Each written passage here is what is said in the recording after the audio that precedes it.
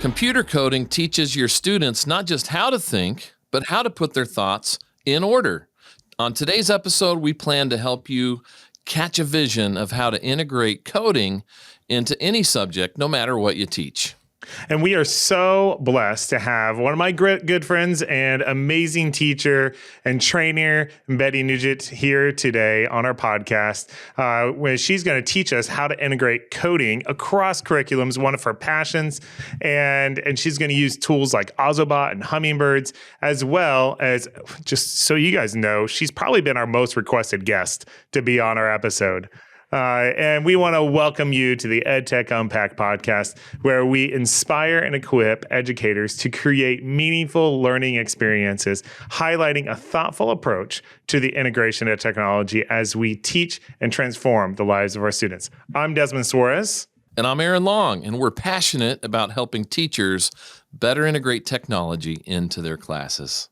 All right, Betty. I want to introduce our guest, Betty Nugent.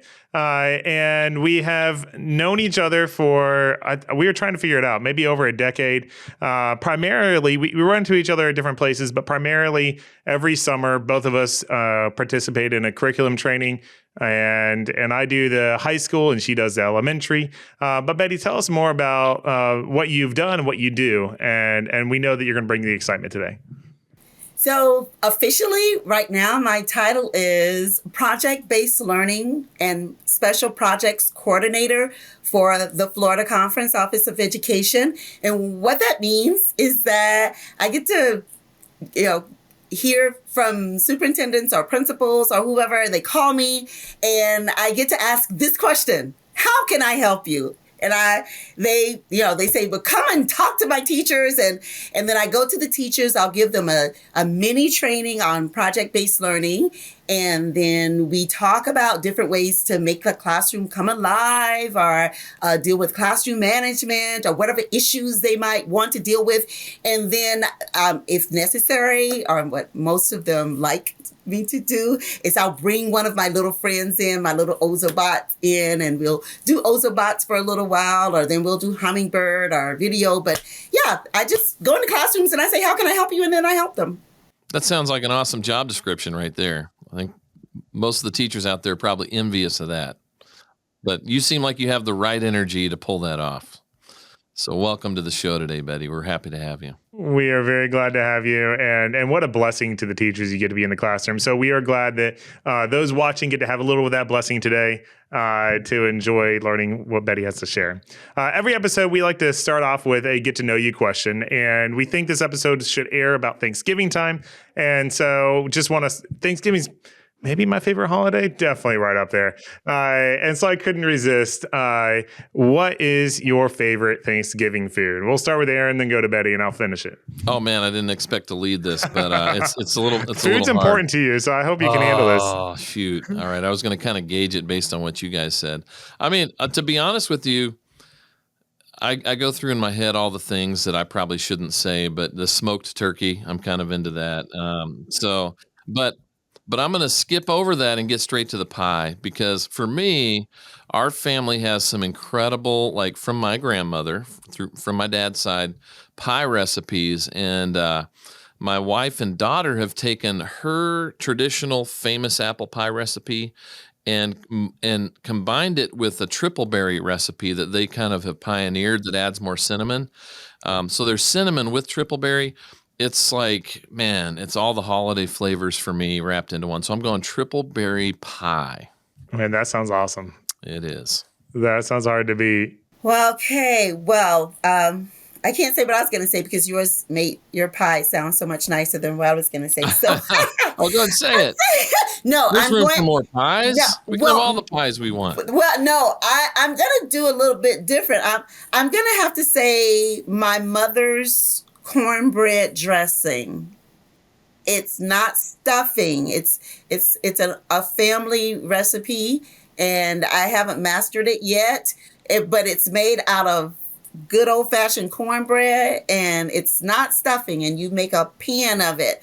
And it's always better the day after Thanksgiving, but it's really good. Layer that in a nice sandwich with some of the leftover turkey, which is, I can't not say turkey. Oh, there you go. All right, I it's gonna gotta be say the said then. turkey. All I right. gotta say the turkey. Yeah. So the other food is amazing, but it's all just to prop up the turkey. I've tried making it a few years and I just kind of got overwhelmed with it. I could do it. Then one year it was really bad. I messed up so bad. Undercooked and yeah, it was bad. So I've given up. Except I really, unless Aaron can inspire me to do something I better. absolutely challenge accepted. All right, I'm here to re-inspire you. But I love eating turkey Oh for man, Thanksgiving. looking forward to it. Well, good stuff. That was a fun get to know you right there. My mind is literally wandering to Thanksgiving, which at the time of recording is like a couple weeks out. So I cannot wait. But hey, all right, quick discussion question before we really dive in. And so here we go. Betty, I'm going to have you start with this one. All right. So why should teachers care about teaching students how to code? Give us your why.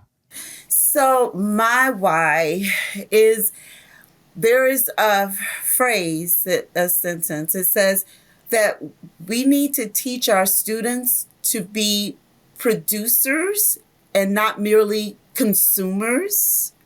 Okay.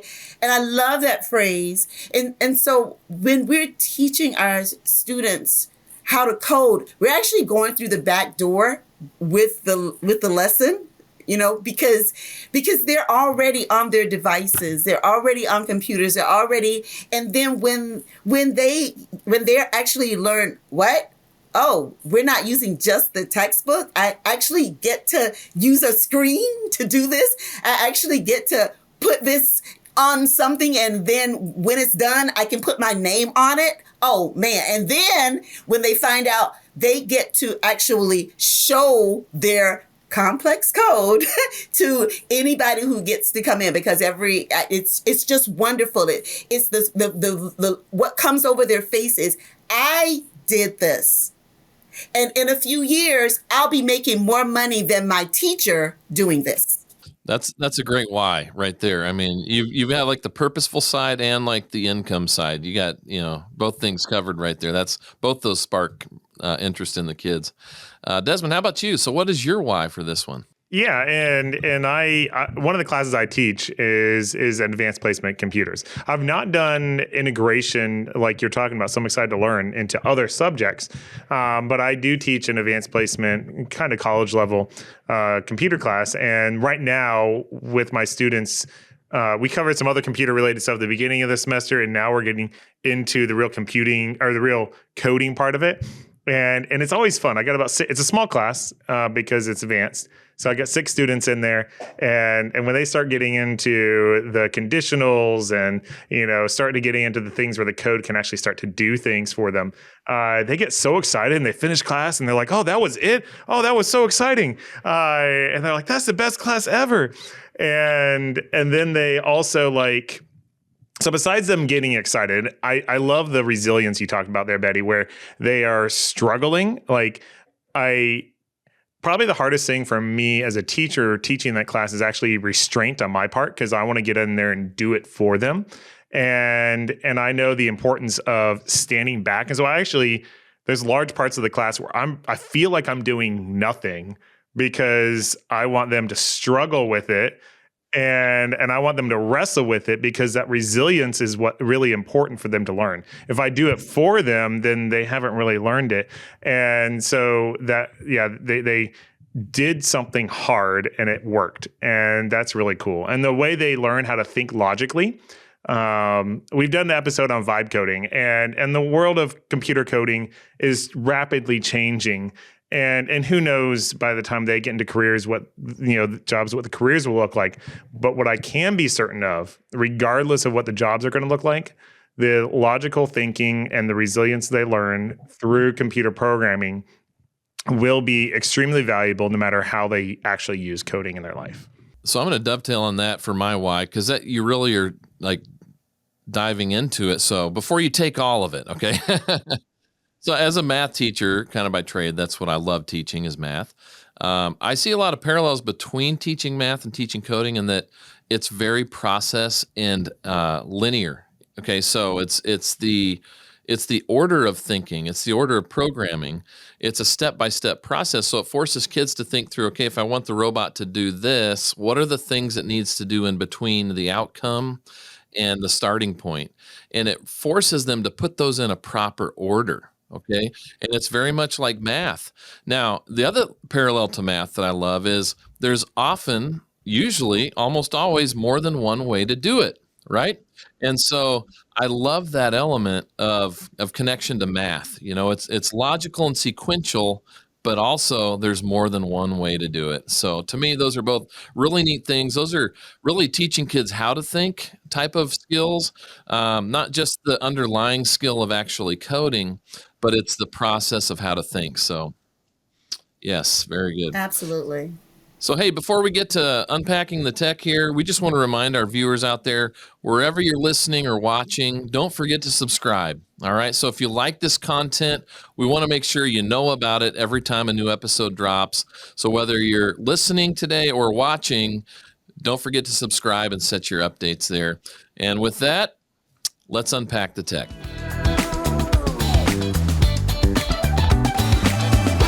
All right.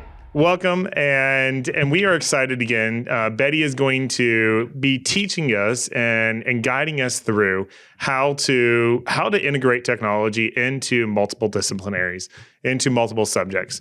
And so we thought the best way to do it is for her to take one of her lesson plans and kind of walk us through it. Now, we're not going to go through every detail because that's hard to listen to on a podcast.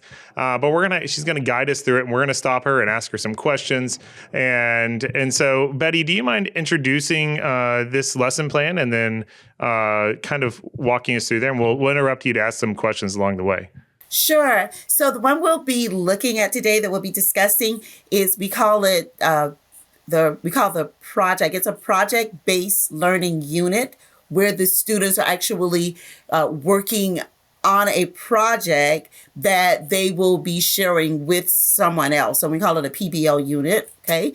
And this one is called Joseph Live. It's creating a cinema. And so they are working together in small groups to create a video that. Me too. You I'm have sorry? our attention. You have our attention. We're both big into video. Okay. Okay, sorry. Yeah, but they're working together to create a video of their process for the life of Joseph, making Joseph's life. Yeah. Come to reality is really what it was. Now, this is a unit that is designed specifically for Bible Encounter, the Bible Encounter unit on Joseph for 8th grade. Which, those that don't know, Bible Encounter is the Bible curriculum that is created by the Seventh-day Adventist Church. That's the curriculum that Betty and I both trained in the summer for. Yes, and one of the teachers said, "Oh, I saw a unit on da da da da da. Can we do something like that for Joseph?" And so she and I got together. We looked at the standards. Well, the standards for the NAD, but for the North American Division, but not only the Bible standards, because see, when you're using a PBL unit, you're looking across the board. You're trying to see what other subjects can I pull together with this, okay, to help the students be able to appreciate it. And, the good old-fashioned thing where people say science, technology, engineering, arts, and math, because you have these students in your classroom and you don't want to miss anybody. So when we have them in groups, that's what we do first is we put them in groups and we try to have someone who's an artist in the group, someone who is a mathematician in the group, someone who is, someone who likes to read in the group, put them in groups like that. And so we know that we're going to cover the NAD standards, but not just that. We're looking at the Common Core standards for literacy. We're looking at the ISTE standards as well. And do I need to break down the ISTE standards? Are we comfortable with that? So, hopefully a lot of our audience understands the concept of ISTE, but it is, we always struggle with what ISTE stands for. But it's the largest, ed tech organization in the world, international, at least in this country.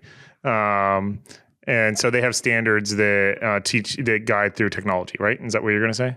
I should have just let you say it instead of interrupting. But Yes, that's exactly. Yes.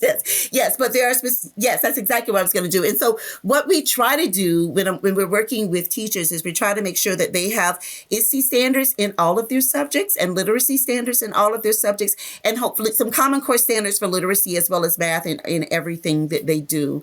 Yeah, so that's an introduction to it. That's how we develop the unit. So we start with what is it that the teachers want the students, how do the teacher want them to end up? And then we are trying to focus on then who is the audience going to be? So I know that when I'm teaching for students, but we want the students to prepare this for an audience.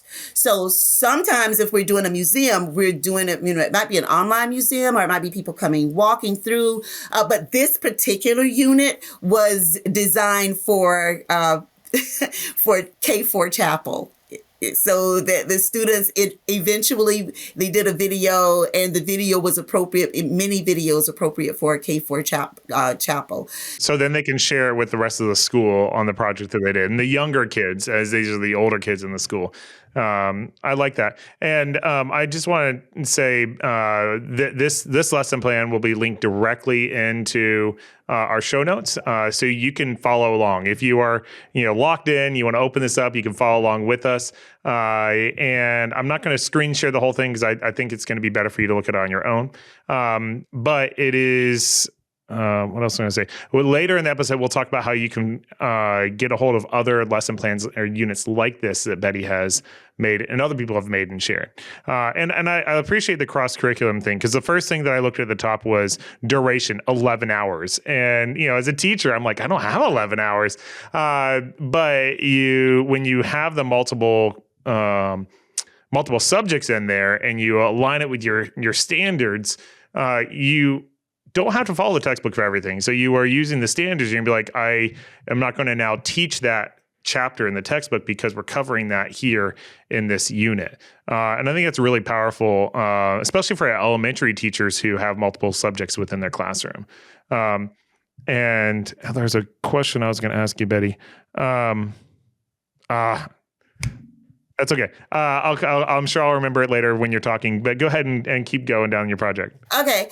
So the summary of it, you can see it when you look at the lesson plan, pretty much is that the students are going to, after or in conjunction with a study of the Bible Encounter unit, or if you're not using the Bible Encounter, you're using something else, the life of Joseph, the students will create, and that's the thing, it's the students creating. The students will create cardboard characters from the story. They will create video, they will create audio, and they will create an end product video in order to show. So that's the key there. That's pretty much the project summary.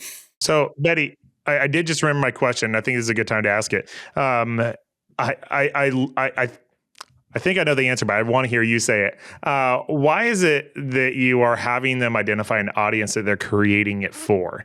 And I mean, it's fun to share your stuff, but is there an educational reason why you're doing that? Because the research shows that just like you started this with a why for us, students need a why. Why am I learning this? One of the worst questions that I've ever gotten, and I know every high school teacher has gotten it, it's not so much elementary teachers, but one of the questions that I hate, and I pray that I have prepared the unit so my students don't ask this, is, why are we learning this? Is it going to be on the test? And if students believe the only reason they're learning is for it to be on the test, it will not stick with them. So we have them from the very beginning identify an audience for what they are learning and what they are creating, so that they are, and as they're going through all of the milestones, as they're developing the milestones, we're going through the milestones with them, the little mini lessons that we're doing with them, they know, oh, I've got to learn that because I've got to be able to build this. I've got to learn that because I've got to be able to put that in the script, because they have to write a script as well. This is all a part of it. I've got to put that in my script. I've got to know that because the kids won't be able to talk back to me. And so they have to know, they have to break down everything that they're putting in there. Because as I told you, these are 7th and 8th graders who are doing this for an audience of K4 students. So they have to work on their vocabulary. They have to work on their enunciation. It's all going across the curriculum. That's why there's so many standards from so many different areas at the very beginning of it. I love that. One of my early realizations as a teacher, when I became a teacher and I started teaching classes that I had taken in high school, or taken in college, and you're teaching subjects that you thought you knew, and then you go to teach it and you're like, oh, no, I really have to know this. And I remember kind of feeling in a good way for myself, but unfair in that I now get to know this, or I have to know it at such a deeper level than I did previously. And I felt like I didn't even know it previously once I had to learn it at a level to be able to teach it. And so now you're taking that concept and you're bringing it down to your students. I'm sure a lot of teachers listening can resonate with that realization. Hey, I'll just say this too. I'm really excited because I actually have kind of the luxury of not having looked through your unit here. And so I'm literally wondering how is she going to integrate coding into this project? So I've heard you talk about video and all the rest. So I'm really excited to actually hear, how does coding show up? Okay, so then what happens then is that I'm trying to walk you through how the teacher actually did it. Because remember, I come into the classroom and I'm helping the teacher to implement what we sat down and did together. So the teacher did did the breakup of the students in the groups according to what their expertise is, and so they are actually mini businesses, where they're putting this together. And you have someone who's primarily working on the script. You have someone who's primarily working on the design, and the end product design, and then you have someone who's working on how this is going to come together for the characters. And usually one person usually has more than one ability, which is the artwork. And so the character person, you have the narration person working on the research or stuff that they've done, and they're writing out the narration, and designers doing it. But then you have the person designing the characters. And what you want is the characters to come to life, in that the characters are told, you tell the students the characters have to do at least 3 things. Now, I've had some students who went above and beyond. You can tell the students who are in the first Lego League, because they have their characters do like 10, 15 things, which is really, it's not going to change their grade, but, and that's not what they care about. What they care about is that, oh, I can do this. I know how to do this. This is really fun. So, yeah. So what they have to do is they have to, as I said, they design the characters, and then after the characters have to be designed according to the narration. Right? They want when the script writing. So when they figure out the script, what's going to happen, they figure out which characters are we going to put in. They all get, I don't know if this is a good time to introduce the kit itself. Can I? I think so, because as you're talking about designing the character, I'm literally asking the questions for the viewers out there in my head of, how are they being designed? Is this a digital design? Is this a physical design? So maybe both. Yes. Okay. That's go both. ahead and introduce the kit. Maybe talk us through that. Yeah. So they draw the characters based on the characters in the script. We provide cardboard, markers, crayons, paint, cut, depending on the age of the students, hot glue. I usually do the hot glue with the teachers, and usually the teacher gets an aid in there so the kids don't burn their fingers, because you end up with a lot of burns on the edge of your fingers with it. And then that's the first draft of it that goes along with the script. The characters have to go along with the script. And then they realize, okay, this is how many characters we can have. Who's going to do the narration? What are they actually going to say? What's the conversation going to be that goes along with the characters? So then they narrow it down. Oh, that won't work. So they usually end up with about 3 characters, right? And you want the characters to be able. So what are your characters going to do? Well, I want my character to nod his head as he is saying this line in the script. Oh, well, I want the character to be able to wave his hand while he's saying this part, whatever line it is that they're saying. Or I want my character to blink his eyes. And so then we go to the Hummingbird kit. I introduced them to the Hummingbird kit. And I'm sure everyone won't be able to see it, but it is called Bird Brain Technologies. Puts this out. It's you can go to birdbraintechnologies.com, and Okay, birdbraintechnologies.com. And this is the kit. This is a classroom kit, a basic classroom kit. Usually put, like I said, usually put about 3 or 4 students together in a group, depending on how large the class is. Never less than 3 because everyone's going to have a job. And in the kit, you have a battery pack. You have a hummingbird. That's this where you put the cords on, and it shows you the. We actually have within one of the lesson plans that we give, one of the on Adventist Teacher Connect that you're going to give them a link to, Adventist Learning Community. We actually go through and show them how they put all of this together. We actually have a lesson. We actually have a lesson on that in Adventist Learning Community as well. Hey, real quick, Betty, as you're introducing us to the kit, which kit is this? Is this the premium kit I see on their website at the time of recording for $219? Okay. This is the premium kit, but my first kit was the basic kit. And the reason why I started getting the premium kit is because you get 4 of the premium kits, and that will serve a classroom because I usually put the students in 4, and our classes are usually very small. But everything that you need that the students need is in here. You get rotation servos, and this is, remember, I am not a technology teacher. I teach Bible, language arts, social studies. I don't even teach math anymore. I haven't taught math in about 20 years. Okay.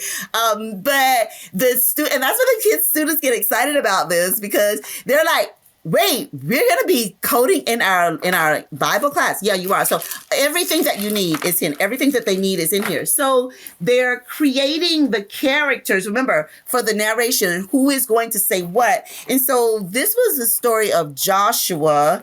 And so, as I said, you have the chorus, then everything that you put here and how to do it. This is actually made by one of the students in that class. This is Joshua's father. This is Jacob. And and this is his arm moves.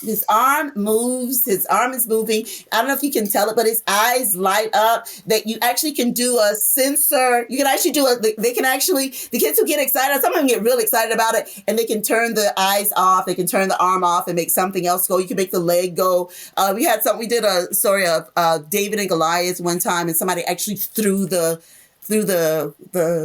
slingshot. They threw the rock for the slingshot. That was kind of dangerous. So they make like these characters, and then these characters are in the movies that they make.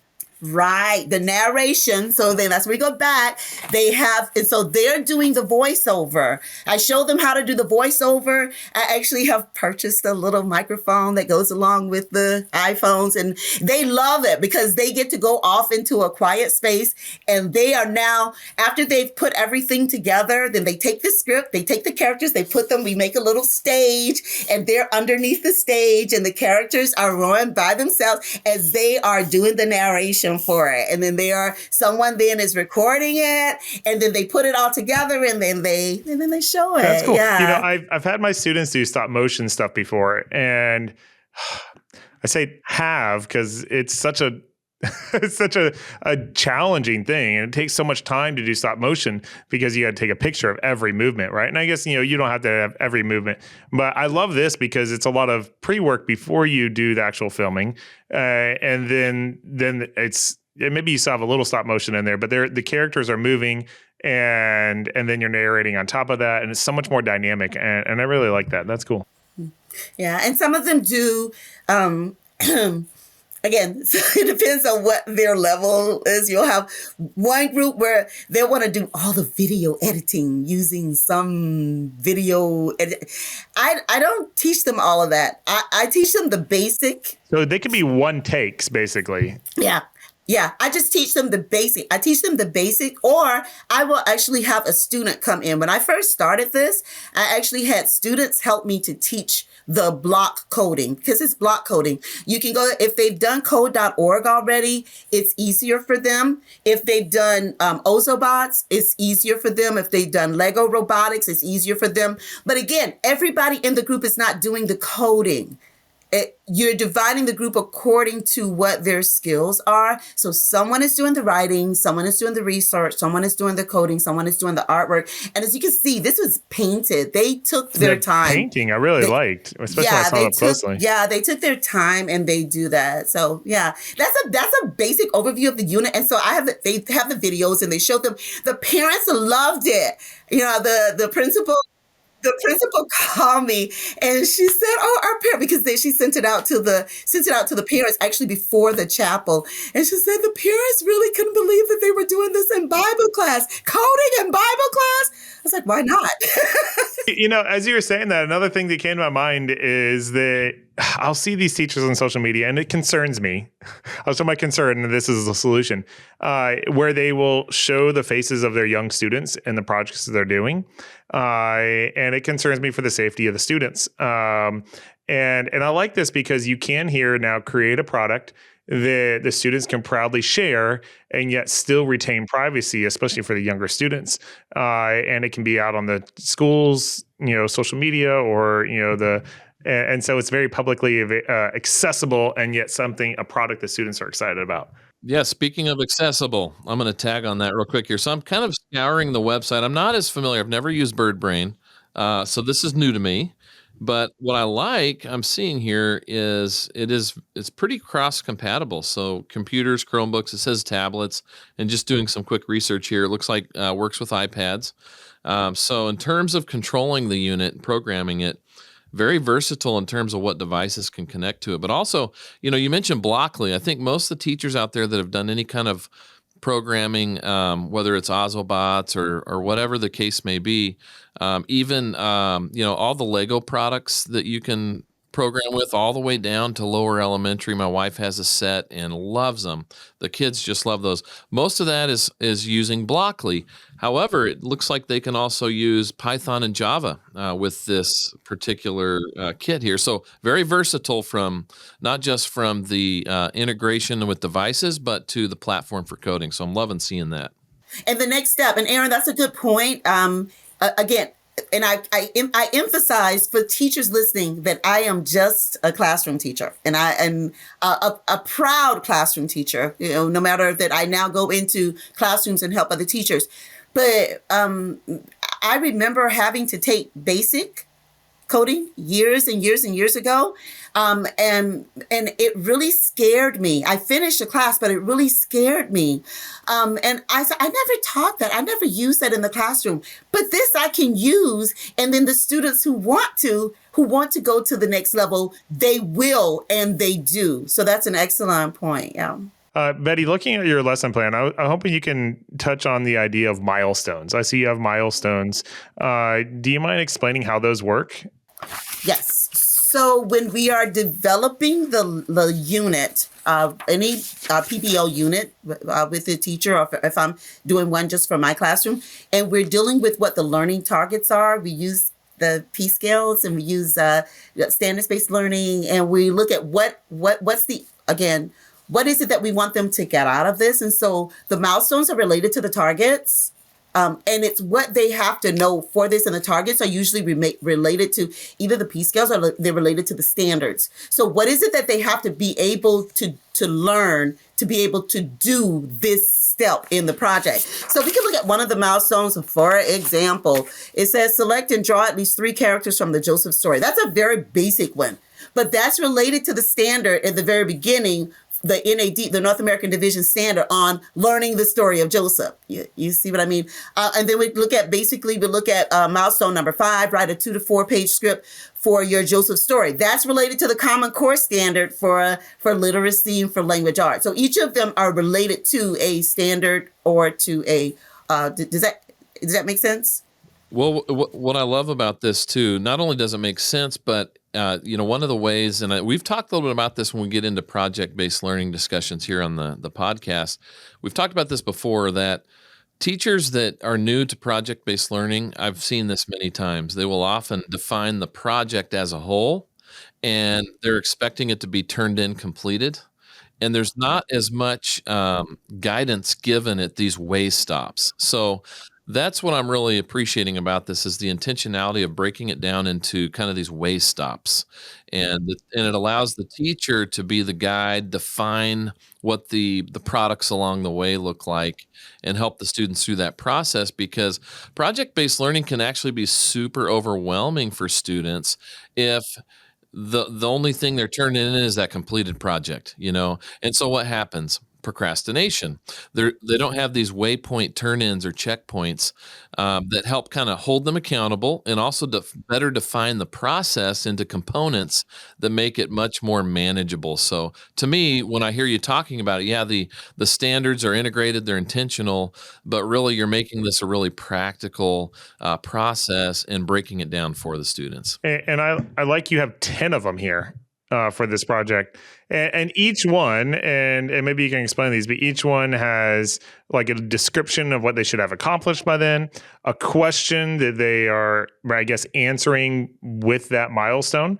Right. So the question, and I will deal with the question. Thank you so much for saying that, because at the very beginning, every project that we do with the teachers has a big question that all of the smaller questions are a part of. And so the questions are what the students are actually, that's what they have to find out. And as you look at the assessment of the process, sometimes it might be a mini lesson that the teacher has done. During these units, the teacher cannot teach more than 10 minutes up front. I like that. That's hard. Desmond, I'm hearing a lot of like parallels here to our episode on hyperdocs. I mean, man, I'm getting some. So Betty, for you, man, you're really hitting the nail on the head here with some of the core elements. But because I came into this, Desmond mentioned there's 11 hours involved in this unit, right?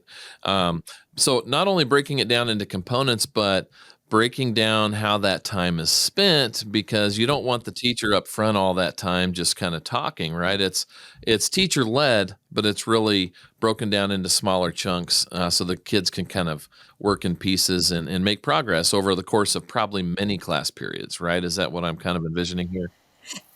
Right. And for the teacher who implemented this, a part of her 11 hours was actually doing the Bible encounter activity. I think she did it I can't remember how many days she did the Bible encounter unit, but it was a part of her Bible encounter unit. So she would do the encounter unit on one day, and then another day the students would be working on the hummingbird activity, or working on the narration. What would be appropriate. So that was all a part of but she was very careful about timing it so that everything would coincide with it, coincide together, coalesce. And there's formative assessment at every milestone as well, so that the teacher can interact with the student. Is that intended to put a grade in the grade book at that point, or is it just like a checkup? It's if the teacher wants to put a grade in the grade book, they can. Some teachers, when we've done these PBL units, it depends on the time period. So if it's in October, the teachers will say, "Oh, this is taking a lot of time, and I don't have enough grades in this subject or this subject." And then we'll look and we'll say, "Oh, well, see this standard? Oh, that's right, that standard is met." And so then they will go back and they will take what we did for the formative assessment, the checklist, or whatever it was that we did for that. And yes, so sometimes it is. The big grade, though, of course, is the end of the rubric. The students get the rubric at the very beginning.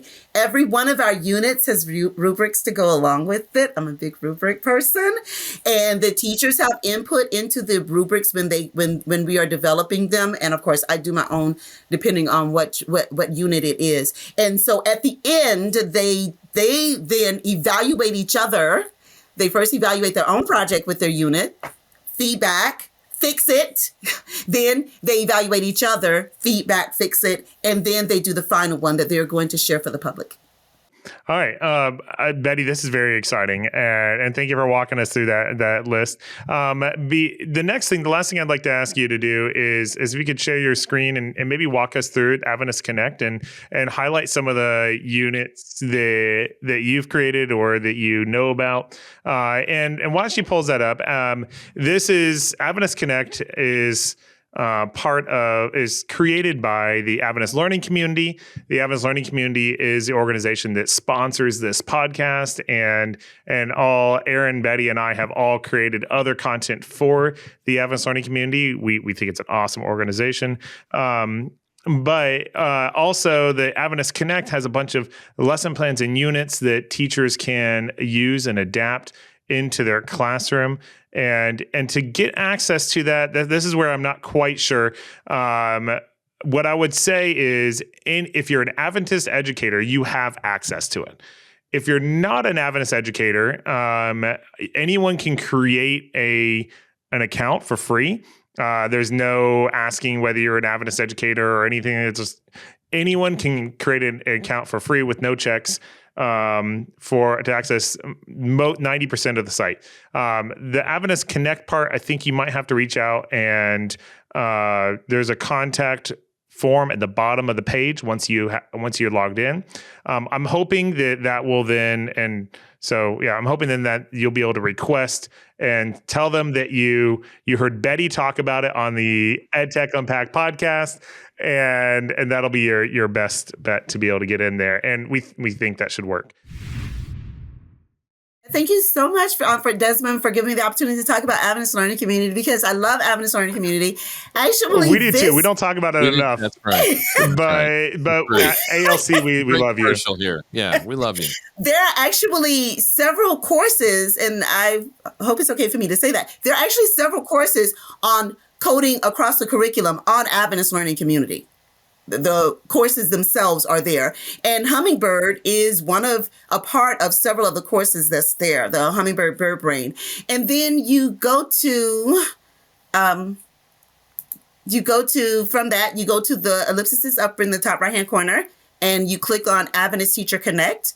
And on Adventist Teacher Connect, then you will see, are you guys seeing it okay? I think you switched tabs. You got to stay in that first tab. I'm still in that first tab. So there, I do this? There we go. We got it now. Now can you see it? Oh, yep. Good. Okay.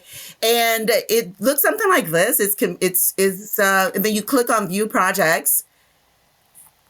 And then you look at, there's so many nice projects there. And if you are a project-based learning teacher and you have figured out how to organize your classroom in a way that that you think this is a great project, use some service learning projects here. But the projects we're looking at right now, here is one that we use Ozobots for. It's called Coding Through Another's Eyes, and it's using an Ozobot to teach the book To Kill a Mockingbird, which is a book that we use for juniors. And it is so much fun. That one is so much fun. I love that one. It's probably my favorite one.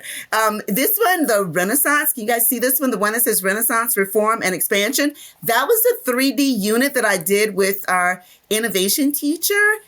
He had I was, of course, the history teacher, and he had several 3D printers in his classroom, and he let my students went through the Renaissance era. They had to pick different items, icons or relics that represented the Renaissance, and then they had to create it and 3D printed and do QR coding and then create a museum. And we had people to walk through our museum. And then there's a video over there. Other things are there from other people, but I'm talking about the ones that I know personally. This one's for history, language, art, and social studies. That was just, that was one video that students created. Very simple. That was during coding, and we had to come up with something creative. Here's a virtual museum that the students came up with. This was Crucible. That's a book. I think the Crucible is in their senior year. No, again, that's the junior year. And it's the same basic idea, but you see the characters that they created were the characters for the Crucible. And oh my goodness, were they so strong in their artwork and in their script writing. You could see all of the characters come to life when they put that one together. But yeah, there's so many more that's in there, but that's just a few of them that I had the opportunity to partake of and be a part of putting together. Well, that's amazing. Betty, thank you so much for doing this. Aaron, is there anything you would like to say before we wrap up? No, I appreciate your passion and energy there. I mean, you kept saying that you're not a technology teacher, and that's something I would want our teachers out there to hear. Listen, you see Betty's passion here. Her passion is for the kids, right? It's to see them, learn and grow and stretch themselves. It doesn't take being a technology teacher to be able to integrate technology well, right? You just have to be passionate about connecting with the kids. You have to be okay yourself to try and fail a little bit along the way, to stretch yourself. Don't get stuck where you're at. Be willing to grow and stretch. And who knows, maybe one day you'll end up like Betty here, where you're teaching this stuff, right? As a non-technology teacher. But let that passion lead, and that's what I hear from Betty in this episode here. She's so passionate. Thank you, Betty, for bringing that passion today. It's definitely come through, and that's infectious. So we hope that the teachers out there are taking up what you're putting down, because I really appreciate your passion and your energy today. And Betty, every time you say you're not a technology teacher, in the back of my head, I always repeat, "Yeah, you are." And I think that you started out as not being a technology teacher, and as you got excited about it and started doing it, started integrating it more. And that is that resilience of like that you are teaching your students, that you are exemplifying as well.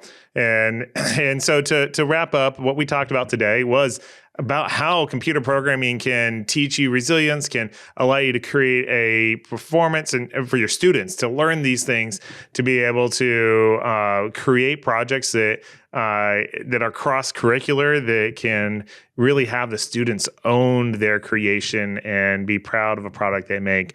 Betty demonstrated a lesson plan about using the hummingbirds to create characters and then create a video that the students can then share out.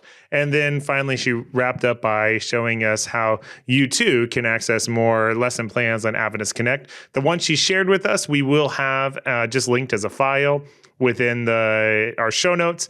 But you'll be able to find more details and more supports and more information if you sign up for the Adventist Connect through the Adventist Learning Community. And we'll have a link to that as well. And hey, we want to invite you, send your questions to be solved to our help desk. You can do that by visiting our website at edtechunpack.com. We have a form, and also you can submit an audio recording there. And we'll look forward to helping out and maybe highlighting your issue on a future episode where we solve your problem. Also, connect with us. We're on all the social platforms, so find us where you're at.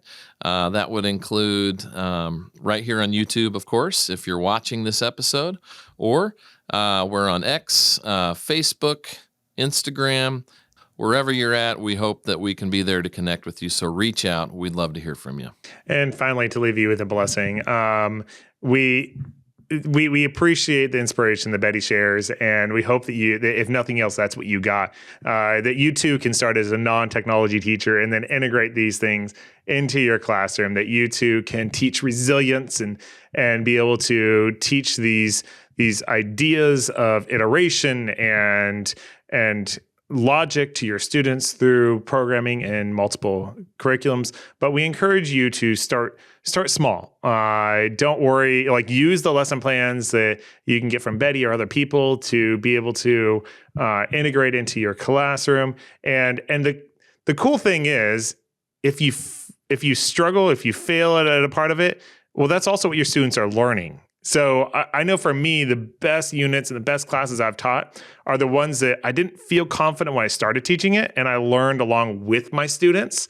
And the next time I teach those classes, it never feels quite as strong as the first time I taught it, when I was struggling to figure it out with my students. And they got excited, so much so that the first computer class coding class I taught, the students were so excited about it by the end that they made like a thank you montage video for me. I love all my classes, but none of them have been that excited except for the one that I first did, because we learned it together, and it was so much fun. So that's what I want to encourage. If you don't feel prepared, do the initial stuff, use the resources you have, and then learn and make mistakes with your students, so that that is an even better learning opportunity for them. And also, you might be listening to this. If you're listening to it when it comes out, it's around the holiday times. Take time to enjoy being with your family, eat some good food, take a break, leave the grading at home. It's a break. Leave it at home. You're not going to, don't grade while you have the turkey on the table.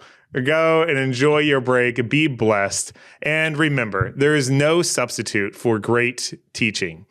It is not just about the tools and technology you use, but about how you foster meaningful relationships with your students to transform their lives. Be blessed.